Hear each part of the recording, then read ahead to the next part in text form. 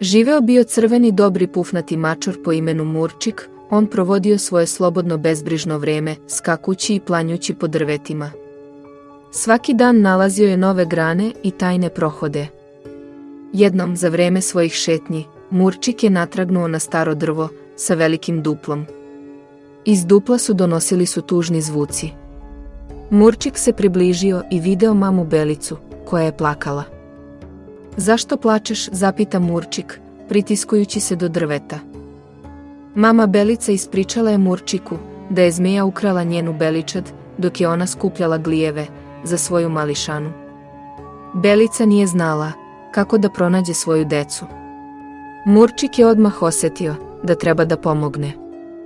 Ne brini, mamo Belica, ja ću ih pronaći, reče Murčik. Tako su počele uzbudljive avanture Murčika, crvenog i dobrog mačora. On, punjen rešenošću i hrabrošću, odlučio je da pronađe zmeju i spasi beličad. Murčik se otisnuo u potragu za troznacima, koji će ga odvesti do beličadi. On jednog trenutka zameti pokret na drvetu pored njega. To je bio Semi, mudri filin koji je obitavao u šumi. Zdravo, Murčik. Drago mi je da te vidim ovde, pozdravi Semi sa osmehom. Semi. Toliko sam srećan da te vidim. Tražim beličad koja je otela zmeja. Nisi li video kuda bi mogla odvesti moje prijatelje, zapita Murčik.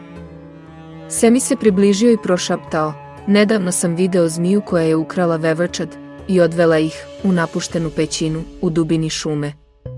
Hajde da zajedno pokušamo da ih spasimo. Murčik je bio odaševljen Semijevom idejom i prihvatio njegovu ponudu. Uvek je znao da Semi ima veliko znanje o šumi i njenim stanovnicima. Semi se osmehnuo i ponudio svoju pomoć, ima mapu šume na kojoj su označene glavne pećine. Mislim da je zmija izabrala upravo jednu od njih. Zajedno moćemo da pronađemo put i rešimo njene zagonetke. Murčik i Semi se uhvatili za šape. Spremni na nove pustoljine, sa svetlosti u očima i sigurnošću u srcima, krenuli su u nepoznati svijet, gde je svaki korak približavao ih iznenadnim otkrićima i novim prijateljima. Kretali su se u dubinu šume, savladavajući guste rastere i skakući preko malih potoka. Put je postajao sve zahtevniji i vrlo brzo se pojavio bučan, ravni reke ispred njih. Deca su se zaustavila, zabrinuta kako da pređu na drugu obalu. Iza drveta izašao je prijateljski dvoran Bobr po imenu Boris, bio je jak i vešt graditelj. Zdravo, dečaci. Čim mogu da pomognem, upitao je Boris sa osmehom. Murčik i Semi su mu iskazali o svojoj misiji spasavanju Beličića i o tome kako je reka sprečila njihov napredak.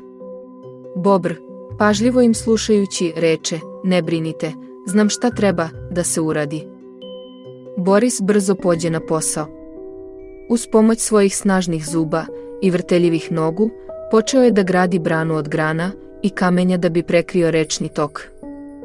Murčik i Semi pomagahu Borisu, Murčik je trčao po obalama reke i prikupljao dodatne grane za utvrđivanje brane. Semi, sa svojim odličnim vidom i zabeležitim okstom, pomagao je Borisu da izabere odgovarajuće kamenje. Uskoro je brana bila gotova. Murčik, Semi i Boris je pregledahu i uveriše se da je jaka i bezbedna. Sad imamo prelaz preko reke, obradovano reče Murčik, hvala ti, Borise, za svoj rad. Učinio si nešto najneverovatnije. Da, Borise, ti si istinski majstor svog zanata, saglasi se Semi, sada možemo nastaviti našu potragu. Boris se osmehnu i odgovori, drago mi je da sam vam pomogao. Želim vam sreću u vašoj avanturi. Budite oprezni i zapamtite da je zajednost jača. Murčik i Semi zahvalno se pokloniše Borisu i pažljivo prekrošiše reku preko brane. Boris ih israti na drugu obalu, posreći ih i vrati se svom radu. Prijatelji nastaviše svoj put, prošavši svesti o tome da sa prijateljima pored sebe nema neprestravljivih prepreka. Borisova brana postade simbol pomoći i jedinstva, objedinivši ih u ovoj teškoj avanturi. Kada Murčik i Semi nastaviše da idu tražeći napuštenu pećinu, hitri lis Maks primeti njihovu prisutnost i odluči isprofitirati od toga. Maks, hitri lis, bio je poznat po svojim hitrim planovima. Odlučio je iskoristiti situaciju da sam pronađe pećinu i dobije šišarke. Ideja mu je paćala u hitroj glavi da će možda moći da pojede šišarke i zadovolji svoju glad. Maks prati Murčika i Semija, ali se trudio da ne pokazuje svoje prave namere.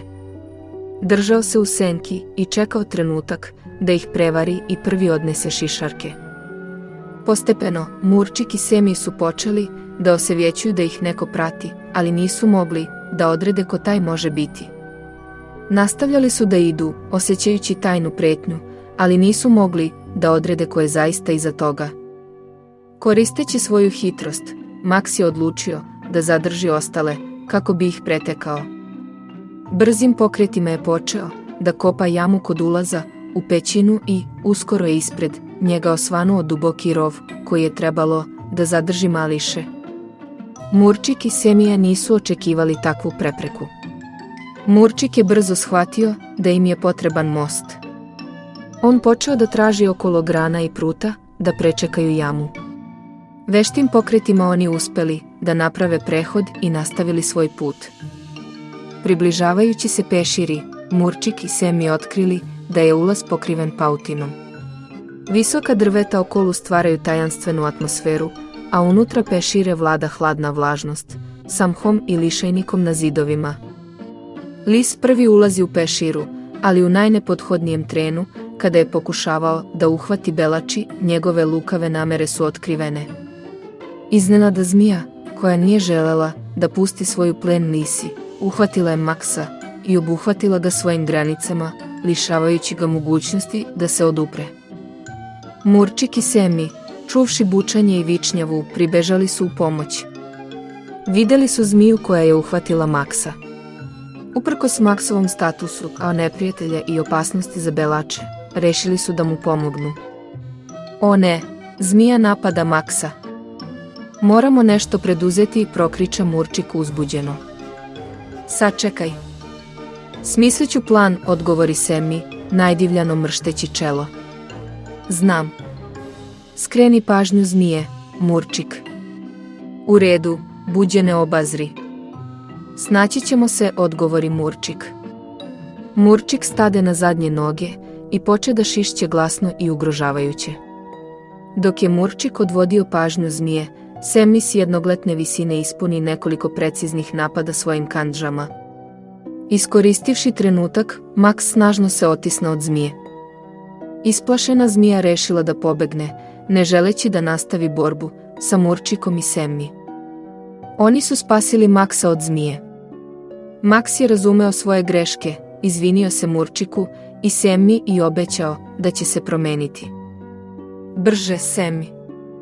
Treba nam spasiti Beličiće, izvika Murčik. Već trčim, Murčik. Hajde da požurimo, odgovori Semij. Semij pristupi kletki u kojoj su bila zaključana Beličići. Kletka je bila zaključana katancem koji je izgledao masivno i starinski. Katanac je imao mnoge prekidače i mehanizme. Semij pažljivo razmotre katanac, a njegove male očice sijali sa rešenošću. On otkri da je jedan od prekidača oštećen, ali ostali izgledahu nepokretni. Skoncentrisano i vešto, on prebra svaki prekidač, dok su na kraju svi prekidači nisu otključali.